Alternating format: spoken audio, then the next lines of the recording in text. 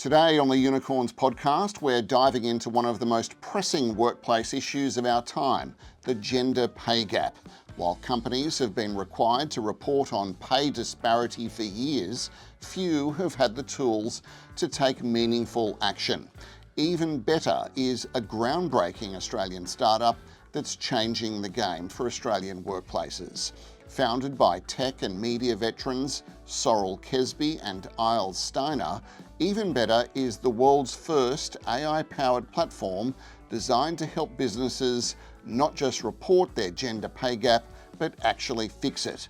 By leveraging cutting-edge data, analysis and market benchmarks, the platform goes beyond surface-level reporting to uncover the real drivers behind pay inequality, empowering organisations with solutions to make real change. Transparency around the pay gap is at an all-time high, and businesses that don't act risk falling behind industry standards.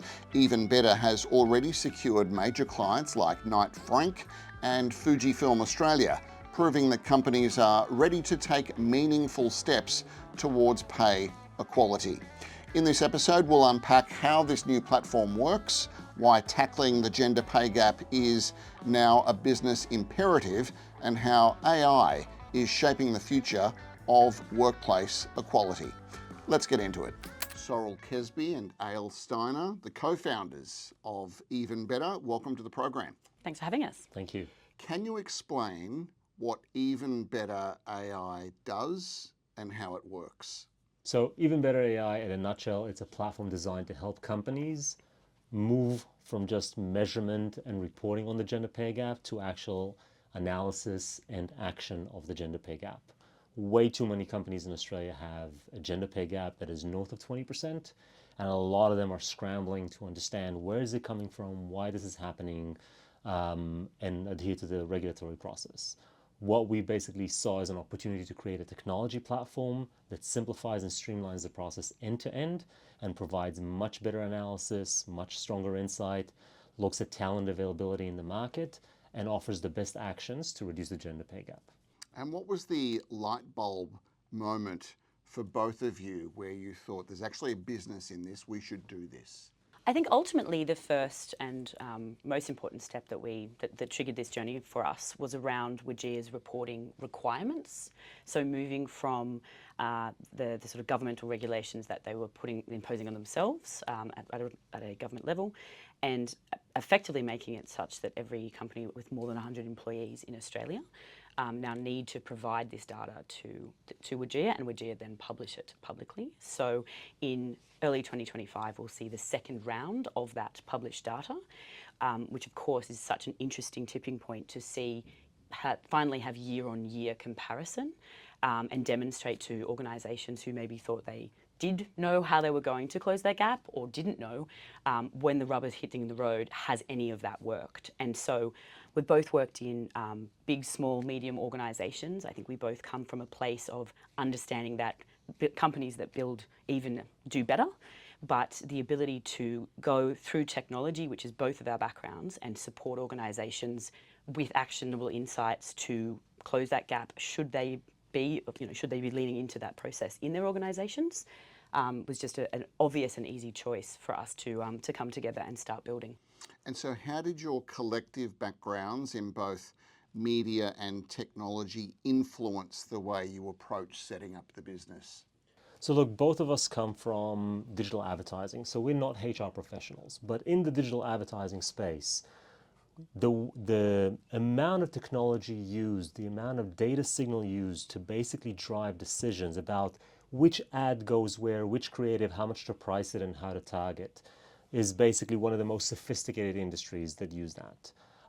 These type of skills we carry now into a new space where we see many companies following the process that Sorrel just mentioned, the regulatory process, trying to understand, okay, we understand that we have a pay gap, we can no longer enjoy the ambiguity around it because it's now in the public domain, and now the name of the game is, where is it coming from, why is this happening, and what can we do in order to reduce the gender pay gap? Now, employers understand that if they don't do that, if they just ignore the gender pay gap, they would start losing the talent of war. The war on talent. The war on, instead of attracting the best employees, they will attract the employees that care less about these issues. So that's why it's really critical for companies to jump on board now rather than delay, and that's what we're seeing in the market. The response for what we're bringing forward has been phenomenal, and we're really excited to be launching this next month. So is it your thesis that companies can no longer afford to ignore the gender pay gap? It's not a thesis. We see this in reality. There is already a significant effort inside every company that has to go through this process to basically collect the data, analyze it, report it, and so on and so forth. So this process already happens. The question is, how do we make it more effective? How do we make it more precise? How do we make it more analytical? And how, with the use of technology, we actually use that collective data pool to make the recommendations that would put you on the most optimal path to reduce the gender pay gap. So many companies will acknowledge the gender pay gap, but probably struggle to take meaningful action.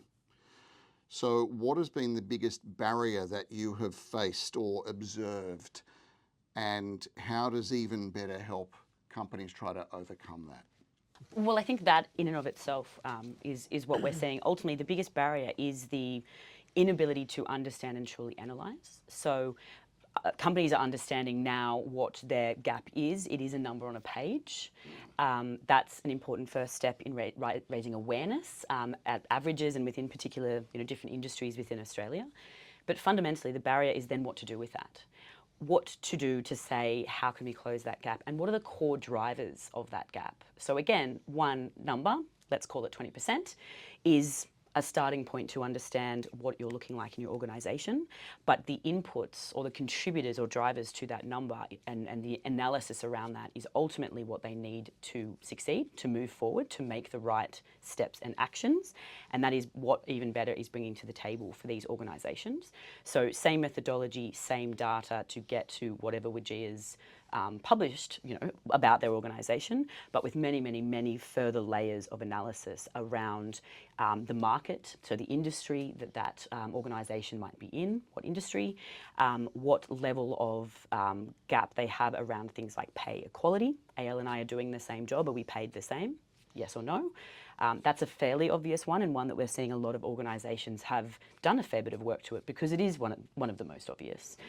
Things like seniority. So do you have a wonderful finance team of 10 people, 5 men, 5 women? Excellent, but is the top pay quartile of that team, aka your managers, male, and the bottom quartile, female? That will be contributing a huge amount to your gender pay gap. And then finally, diversity in and of itself. So what is the split? And most importantly, if the split within your organisation is 60-40, does that map back to the benchmarks of that particular industry? As in, are you better, are you matching them?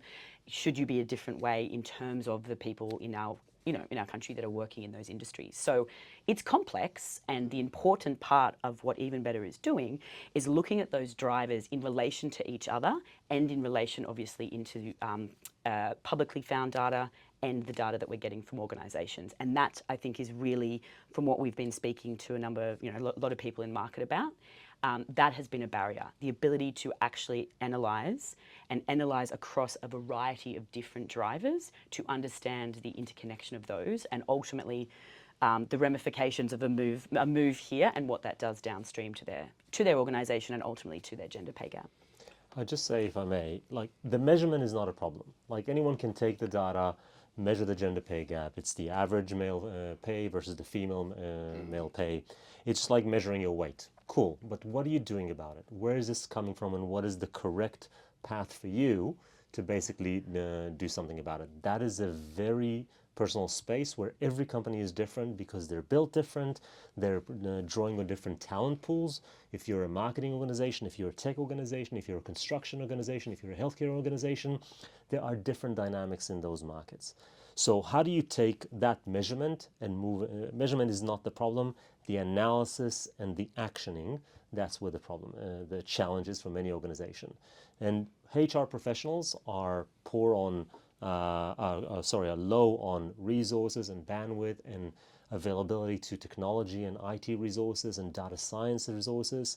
And that's where we come in, basically saying, listen, here's a platform that will basically solve that area for you and make your conversation with your executive team much more data-driven. Because that's, to take that number and then hypothesize where is this coming from, it's very easy to get the pushback from managers saying, we need to hire more women, but why? For HR professionals to basically talk to their executive team about what needs to happen without being backed by data, it's very easy to push back on that. So hire more women, or we need to promote more women, is very easy to push back and say, why? How do we know that's going to solve it? How do we know? And when you have the data and can actually articulate and be able to say, if we do these steps, this will happen to our gender pay gap, that's the space we want to move HR professionals from and to. Tell us about the AI component to the business. The business is called EvenBetter.AI. So what is it that you're doing with AI that makes your platform unique? So just to clarify, we're not an AI platform in a similar way that ChatGPT is or anything like that. There's AI, the technology, AI, the interface of being able to ask questions.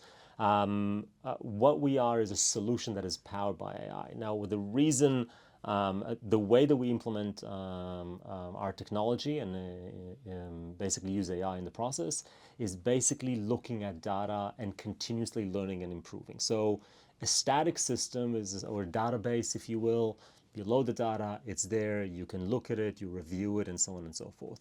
But a system that keeps learning, a system that keeps being exposed to new information, more information, calibrates itself, and calibrates recommendation, that is a learning system. And this is something that you cannot do with a regular if-then-else type of logic, technology logic. You need a system that learns. You need a system that receives feedback from consumers, look at what other users are doing in a system, and then being able to calibrate its response in light of new information. What data points do you analyze that businesses might not even realize are contributing to the gender pay gap? So look, at the end of the day, when you talk about the gender pay gap, you're talking about why is there a difference between the average male pay and the average female pay? And what we're doing is trying to analyze the factors mathematically that are pulling down the average female pay and pushing up the average male pay. Some of it is happening because of the market. If we're talking, let's talk about the tech space.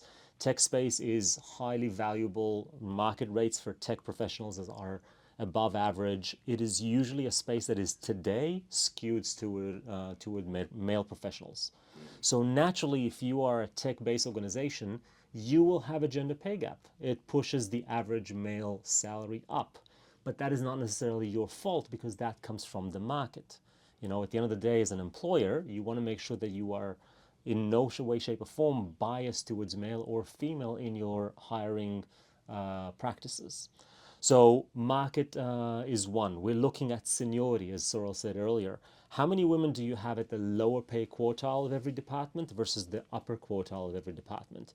We're looking at pay equality. Is there evidence to suggest that indeed in leadership positions in your finance department, men and women are remunerated differently? And what we're basically able to take is that big number, 20%, and tell you exactly how many points in those percentage are coming from the finance leadership team or from the operations junior team. And is that because of market conditions, because of pay inequality, or because of diversity and seniority factors? So that is the mathematical process that goes in. Now, that type of MRI precision that allows you to look into something and show exactly, hang on, what is happening here? That's the type of insights that HR professionals need and executive leadership need in order to make informed decisions. Without that visibility, you're guessing. Your elbow hurts without an MRI imagery. We think it's this, we think it's that. Is your tech solution suitable for one type of organization? Is it agnostic? Does it work better in bigger companies, smaller companies? What's your sweet spot for EvenBetter? So, look, first of all, we're not sector specific. We're agnostic in the sense that if you look at different sectors, most of them would have gender pay gaps. So it works across, for example, mining, aviation, financial services. Correct. Thing is that when you are running a small company, you're not required by the government to go through this process of measurement, reporting, and compliance. This happens only when you're 100 employees or more in Australia. So we are definitely focusing on an organization where it's harder and harder to look at an Excel spreadsheet and figure out what's happening, where the numbers become bigger, where the organization is more complex, when there's multiple locations, multiple departments, and then it's hard to really analyze what is happening under the hood that pushes that number. So I would say that organizations that will get the most value from EvenBetter are organizations that are above the 150 to 200 mark, because that's when the measurement and the analysis becomes more complex, and we provide deeper insights. Can you touch briefly on, just so we can tick it off, data privacy and security when dealing with sensitive salary information? Absolutely, and an excellent question. And one of the first pieces when we went into this journey together that we looked at and really tried to get in front of as quickly as possible. Again, our backgrounds in technology, where advertising historically has dealt with a lot of PII, so it is always at the forefront of our minds when building a platform that, of course, is ingesting potential PII. The way we've approached it, though, with EvenBetter is we are not analysing people, we are analysing roles. And so why that's a crucial point to make is that I don't need to know that it's Sorrel Kesby who is getting paid this to do that job. I need to know it's a person at this level being paid to do that job who is female. Of course, everything that we're doing is privacy by design. It's encrypted at rest and in transit, and everything you would expect any data platform. It's a a BAU model to have all of that in this day and age, and certainly is second nature to us. But yeah, it is something that we got ahead of very, very quickly to make sure that in any size of organisation, we are ready with the correct information and answers for potential IT leads, CTOs, whomever. I could imagine it'd come up. It will, Yes, it but will you come know up. what? What surprised us is that how many organizations so much, I would say, struggle with this process that the motivation to do this is outstripping those concerns. The reality is that organizations more and more are getting familiar and used to working with SaaS providers. They have customer information, billing information, vendor information, financial information, employee information across multiple different SaaS platforms. And it's while there are concerns that we're dealing with sensitive information, we take this with the most religious respect. It hasn't been a barrier so far. Great. I know you've got a couple of flagship clients that you're working with. I'm keen to find out some of the feedback from your early adopters, your flagship clients, how they're using EvenBetter and what insights they've got out of it, and subsequently what actions they have taken as a result of using the platform. As a general vibe, the feedback has been fantastic. And so, again, we're obviously very passionate about the value that EvenBetter can bring to our clients, now, next, and later. But it has been really, really strong in terms of even the insights we've been able to provide to these clients, and these are very, very switched on HR professionals in the sorts of sizes of organisations that Ayal was mentioning, where the value, we believe the value really sits. But being able to uncover insights and actions that they hadn't thought of, that they hadn't, even in their, being that close to the business, hadn't realised the impact of particular team structures, et cetera, and what that is doing, has been really, really excellent. And we're also seeing our clients, our flagship clients, look at how they are promoting the use of EvenBetter within their corporate communications, within their own, in their own organisations, to again demonstrate to the market within which they are, as well as their teams, how they are leaning into to close this gap, and they are doing that organically. We are not asking them to do that. They are doing that off their own back, which is obviously fantastic for us, but is a really clear leading indicator that this is a solution that people have been looking for, they want it, and they need it, and once they're speaking to us about it, they want to tell everyone else that they're doing so as well. So just to add to that, obviously we cannot talk about specific customers here. I mean, I appreciate that. yeah, I mean, this is obviously their data and their, but I'll give you two examples in broad stroke, just anecdotal. When we first showed them the analysis of what drives that number, where, that 20%, where is that coming from? They were surprised to see that the major contributor is not what they thought. And one of the quotes that I heard there was, it's interesting because we're being pulled to where the noise is at, and you're showing us where the impact is. So the noise usually is with, oh, look at our executive team, they're too, pale, male, and stale, and that becomes kind of like the target. Yeah, well, that kind of becomes the target of, oh, this is why we have the pay gap. But in reality, the executive team is a relatively small team. When you look at a company of 600, 800, 1,500 employees, the impact of that on the company gender pay gap is smaller. What we were able to show them that it's coming from a department which wasn't even blinking on their radar. And that is because at the entry level, it's a large department where at the entry level positions, they've recently hired deliberately a lot of women in order to basically bring up a pipeline of great female employees into the business. But that entry position quantity of female employees is what dragging the average female pay down. Now, it doesn't mean necessarily you need to fix this, but at least you're able to articulate what is the impact of that and not be distracted by, noisy, shiny objects on the corner of your eyes. So that's just an example. What does the competitive landscape look like in terms of solutions? And let's take a global view of this. I imagine it's going to be in high demand. So is there anything else out there that's similar to this platform? So I think the concept of a direct competitor, no, we don't believe that there is, or we haven't seen anything that gets anywhere near the level of analysis and AI-led suggested actions. Certainly we are seeing, a pain point, as Ayal mentioned, for a lot of the organisations who are now going into their third round of WGEA reporting in the coming couple of months, is certainly, collating the data and preparing a submission to WGEA. So we are seeing consultants, some organisations using consultants. Are they a competitor to us? We don't see them as that, of course, because again, that is one part of the value creation that we want to bring to our clients with EvenBetter, or customers with EvenBetter.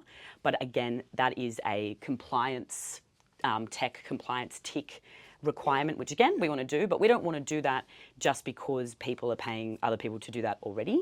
We're wanting to do that for our clients because this is the first step in generating that analysis and actions, but also showing trends over time. So we want to be but very, very regularly, I think Ayal will shudder if I say constantly, but very, very regularly ingesting the sorts of data that these organisations need to collect and give to WGEA in order to be able to show the changes that our suggestion, if they haven't actioned these things, what that's done over time for them, so that nobody is walking into the next round of WGEA reporting with a question mark about what score is it going to be. That's not the sort of lucky dip that these organisations are interested in being a part of. And so ultimately, no, we haven't heard of a end-to-end solution that takes it from measurement and reporting all the way through to actions to close in one platform. I would say outside of Australia, it's a different regulatory landscape. Yes. Like in the US, there's a regulation called EPA, which is the Equal Pay Act, which basically means that if you're a supplier into the US government, you have to continuously demonstrate and be ready for an audit around any type of pay discrepancy and equal payment. So there are solutions out there which are more salary auditing solutions, which kind of help you understand that, hey, Sorrel and I are doing the same job. Are we being paid equally? And is there a way to, is that exposing the company for a possible litigation risk? if one of us leaves the company saying that they were discriminated against on the basis of gender. So there are salary monitoring, equal pay solutions, and as Sorrel said, there's a lot of help and vendors offering regulatory help around the regulatory side of the equation, but not the analysis and the insights and the recommended actions. And do you see a future with the platform that it evolves beyond the gender pay gap into tackling other broader workplace inequalities? So it's a very interesting point. Let's be clear. We are not a gender-driven organization. So we're not here to solve all the types of inequalities for all types of minorities. We are an analytical platform, and we can basically look at any piece of data that you throw our way. So if your HRS or your internal systems, have information about people's eye color, we can look at different pay disparities based on eye color. We currently focus on the gender pay gap because we see this as the most pervasive issue. The United Nations basically highlighted women equality and gender equality as one of the top UN initiatives. It's something that is cross-border and so on and so forth. There are obviously a lot of other minorities, and with all due respect, right now we're focusing on the gender pay gap. So you've launched in Australia. Do you have plans for international expansion? And are there markets where this problem is even more urgent? So even more urgent is obviously a question of, it's a comparative question, but certainly the longer term plan with Even Better, I'm very much focused on the Australian landscape at the moment. But yeah, there are a number of other OECD countries that have very, very similar styles or very similar types of legislative requirements, mandatory legislative requirements, places like the UK. And so ultimately our ability to learn, iterate with our target market of Australia in the coming 12 to 18 months, really with the plan to set that up to then go into international expansion to ensure that, of course, where this is a challenge in any market, again, to Ayal's point, it's about we're building a scalable platform that ingests the data that we are able to get from our customers and analyze it and create actions in whichever way or shape or form makes the most sense for a particular organisation, but as well for a particular market, being country. So again, not trying to build something that is too unique to any one industry or any one market in order to scale it at a later stage. In a nutshell, we're building a global business. We're just starting in Australia. You are just getting started. So have you mapped out what the next couple of years, up to say 5 years, might look like for the business? Of course. I mean, we have a long-term plan together with our investors, and the plan is absolutely to use Australia as a testbed before we launch into other markets. The types of markets that we're going to launch in, as Sorrel mentioned, are the ones where the regulatory environment basically creates the impetus on businesses to not just look at it and be able to ignore it, but actually forces businesses to act because their gender pay gaps in the public domain, and that is already what we're doing. What the government in Australia is doing is also there are 5 other markets in Europe that do the same.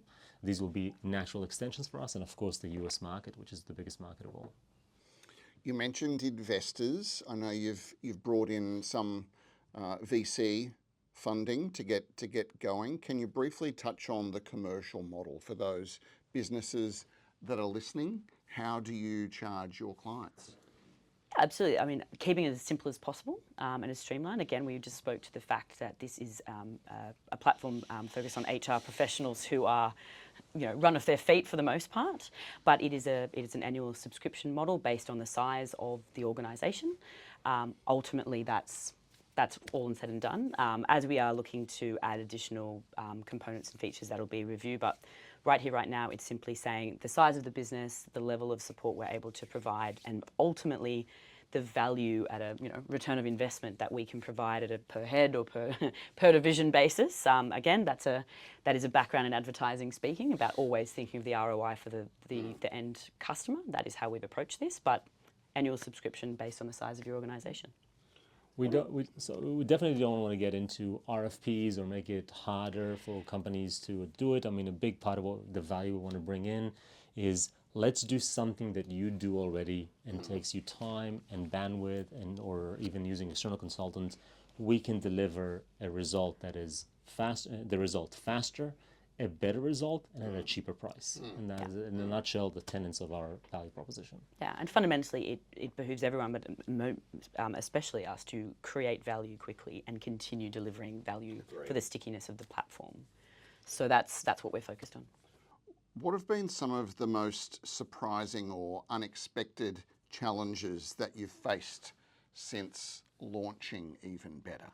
So maybe just I'll take the capital raising round. I mean, right now raising capital is, especially last year, is 2024. 2024 is a hard environment where high interest rates, a lot of instability, and as an entrepreneur, I can tell you we've heard lots of no's. So it's not easy. It's not easy to say yes. It's a lot easier to say no. I think that. I come from Israel, where there's also a very vibrant tech ecosystem, startup and investors ecosystem. I would say that by and large, in Australia, most of the questions I got were around the risk. It's too risky, will it work? Where in speaking to Israeli investors, it was mostly around, is there a market for this? Is this big enough? Is this robust enough? Yeah. So a lens of opportunity versus a lens of risk, which upside v downside ultimately as the So I found that to be interesting. But like we were extremely lucky lucky in the sense that we.